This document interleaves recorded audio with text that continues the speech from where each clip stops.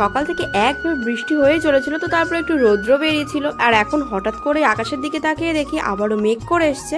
আর এত মেঘ করেছে দেখে মনে হচ্ছে এক্ষুনি বৃষ্টি চলে আসবে। আমার বাপের বাড়িতে কি কি গাছ রয়েছে সেগুলোই কিন্তু আজ তোমাদের সাথে শেয়ার করব। আমার মাও কিন্তু আমার মতন গাছ লাগাতে খুবই ভালোবাসে। আর এইসব গাছ যেগুলো তোমরা দেখতে পাচ্ছ সেগুলো কিন্তু সব আমার মাই লাগিয়েছে। এই অ্যালোভেরা গাছটায় দেখো দুটো ছোট ছোট চারা বেরিয়েছে। আর এই অ্যালোভেরা গাছটার বয়স কিন্তু মাত্র 3 মাস। পাতিলেবু গাছটা আগের বার যখন এসেছিলাম তখন অনেকটাই ছোট ছিল, আর এখন কিন্তু অনেকটাই বড় হয়ে গেছে। আর এই গাঁদা ফুল গাছটা কিন্তু অনেকটা ছোট ছিল আর এখন অনেকটা বড় হয়ে গেছে। এই শীতের মধ্যে কিন্তু এতে ফুল হবে। শিউলি গাছটা না এমনিতেই হয়েছে, কিন্তু দেখো কত বড় হয়ে গেছে। আর শিউলি গাছটার বয়স কিন্তু মাত্র 1 বছরের। আগে যখন আমরা এসেছিলাম তখন বাবা বাজার থেকে একটা কাঁঠাল নিয়ে এসেছিল, আর এই কাঁঠালের বীজটাই কিন্তু আমি এখানে পুঁতে দিয়েছিলাম, আর সেটাই দিয়েই কিন্তু একটা ছোট্ট চারা বেরিয়েছে। এইটা কি গাছ অবশ্যই কিন্তু কমেন্টে বলো। আর এইটা হচ্ছে একটা কাঞ্চন ফুল গাছ। তো এই কাঞ্চন ফুল গাছটা কিন্তু গোলাপি কালারের কাঞ্চন ফুল, আর পাতাগুলোও কিন্তু দেখতে খুবই সুন্দরের। এই টগর ফুলটা কিন্তু প্রায় 7-8 বছরের পুরনো, আর এটা আমার হাতেই লাগানো।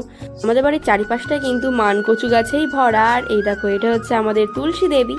তার পাশে কিন্তু রয়েছে একটা ছোট্ট মেটে আলু গাছ, আর এই মেটে আলুটা কিন্তু খেতে খুবই টেস্টি হয়। আগেই কিন্তু মা এই চাল কুমড়ো গাছগুলোর দানা পুঁতে ছিল, আর এখন দেখো কত বড় হয়ে গেছে। গাছে কিন্তু ফুল আসাও শুরু হয়ে গেছে। আমাদের বাড়িতে কিন্তু ফলসা গাছও আছে, আর এই গাছটা হচ্ছে ফলসা গাছ। আর এই গাছটাকে অনেকেই চেনে আবার অনেকেই চেনে না। আর এতে খুব ছোট ছোট ফল, আর কিন্তু ফলগুলো খেতে কিন্তু খুবই মিষ্টি হয়। আর এই পেঁপে গাছে পুরো পেঁপেতে ভরে গেছে। তোমরা দেখতে ভিডিওটা আজ এই অবধি, দেখা হচ্ছে তোমাদের সাথে নেক্সট।